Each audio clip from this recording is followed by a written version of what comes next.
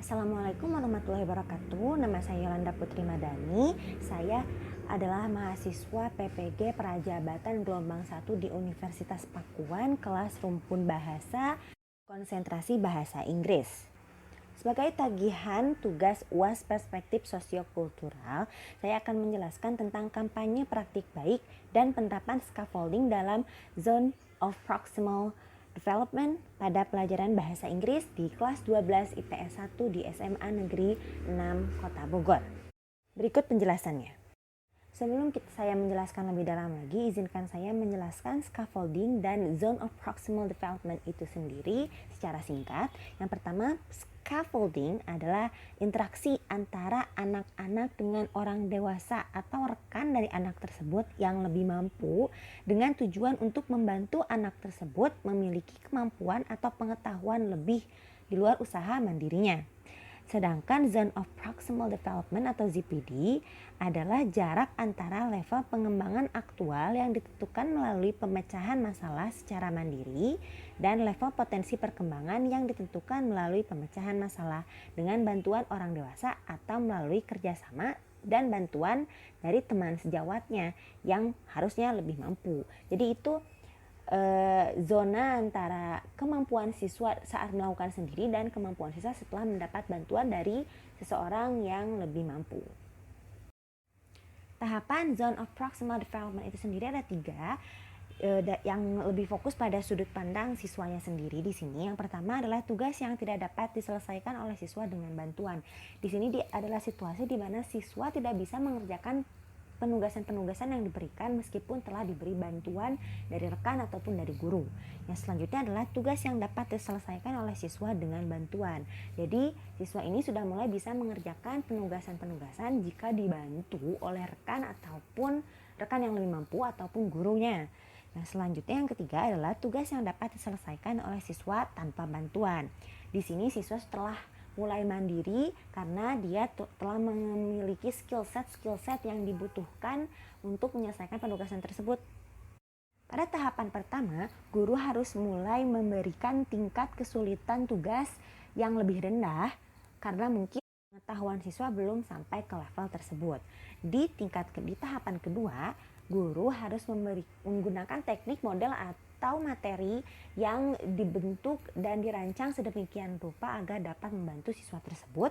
Dan di tahapan yang terakhir, guru sudah mulai bisa meningkatkan kesulitan tugas agar pelajar tersebut bisa meningkatkan kemampuannya. Dilihat di gambar ini, saya sedang melakukan tahapan Zone of Proximal Development di kelas. Yang pertama itu dimana saya menjelaskan materi pelajaran yang akan dibahas di hari itu. Yang selanjutnya adalah di mana saya memberikan scaffolding, yaitu saya membantu siswa secara berputar-putar di kelas yang juga sedang melakukan scaffolding secara kelompok, di mana teman-teman di kelompok tersebut saling membantu satu sama lain.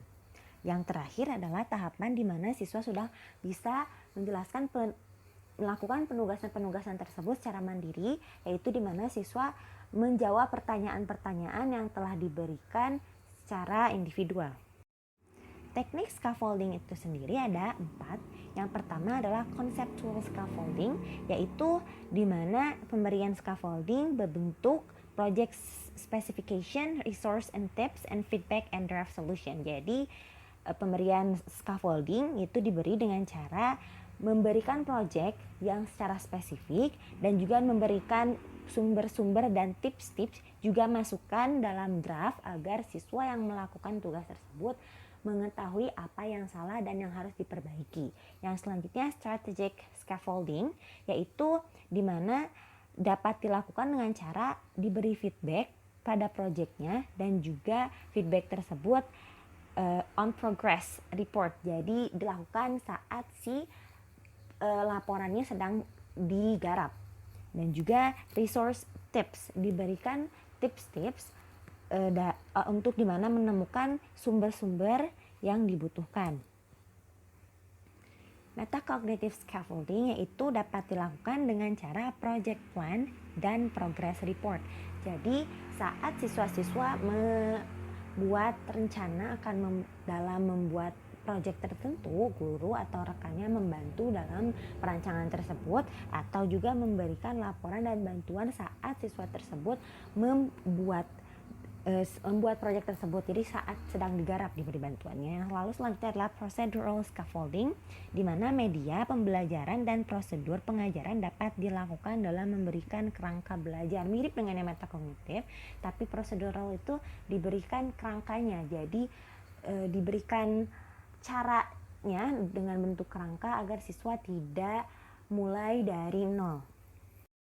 Metode scaffolding itu sendiri ada 4. Yang pertama adalah motivasi, yaitu memberi dorongan, yaitu kita bisa meningkatkan kemampuan siswa dengan memberikan motivasi-motivasi agar mereka terdorong dan lebih semangat dalam belajar dan mendapatkan skill set yang dibutuhkan untuk mencapai tujuan pembelajaran. Yang selanjutnya adalah dengan memberikan modeling atau contoh. Jadi saat siswa dituntut untuk melakukan atau mampu mengerjakan sesuatu, itu diberi contoh dulu di bagaimana cara yang benar untuk melakukan tugas tersebut.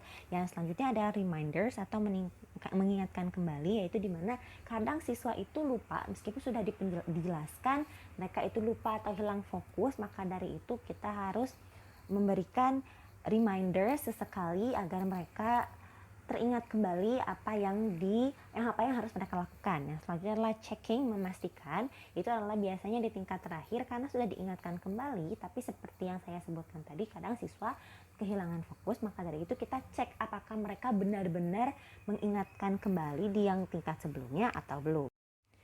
Menurut Anghilleri, scaffolding ini juga ada yang disebut tingkatannya. Tingkatan yang pertama itu environmental provisions, yaitu tingkat ini dilakukan pengaturan lingkungan belajar tanpa campur tangan guru. Jadi siswanya sendiri yang mengatur bagaimana cara dia dapat belajar lebih efektif. Lalu selanjutnya explaining, reviewing, and restructuring, yaitu di mana terjadi interaksi langsung antara siswa dengan guru seperti memberikan penjelasan, meninjau kembali oleh siswa, dan juga penguatan pemahaman siswa. Yang selanjutnya yang terakhir adalah tingkat developing conceptual thinking, di mana pada tingkat ini dilakukan dengan mengembangkan pemikiran konseptual yang sudah diketahui oleh siswa. Berikut adalah contoh pemberian scaffolding kepada peserta didik yang saya lakukan di kelas. Itu di mana siswa yang sedang melakukan scaffolding mereka sendiri di dalam kelompok, yaitu membantu satu sama lain menjawab pertanyaan. Saya juga memutar-mutar kelas memastikan bahwa mereka itu benar-benar telah mengerti. Saya bertanya apakah ada kesulitan, apakah ada yang ingin ditanyakan saat itu. Fantasy novel, and it is inspired by the darkest chapter of China's 20th century. The characters of this novel are Fang Rin as the main characters, and then to name some important ones, there is also Yin and Ha. Dan hasil dari scaffolding yang dilakukan tersebut adalah di mana siswa-siswa mampu menjawab pertanyaan-pertanyaan yang diberikan secara mandiri dengan jawaban yang telah mereka persiapkan. Dan juga mereka dapat membaca teks bahasa Inggris secara mandiri dengan baik dan jelas, juga pelafalan yang sangat-sangat baik. Sekian dari saya, Yolanda Putri Madani. Assalamualaikum warahmatullahi wabarakatuh. Thank you for listening.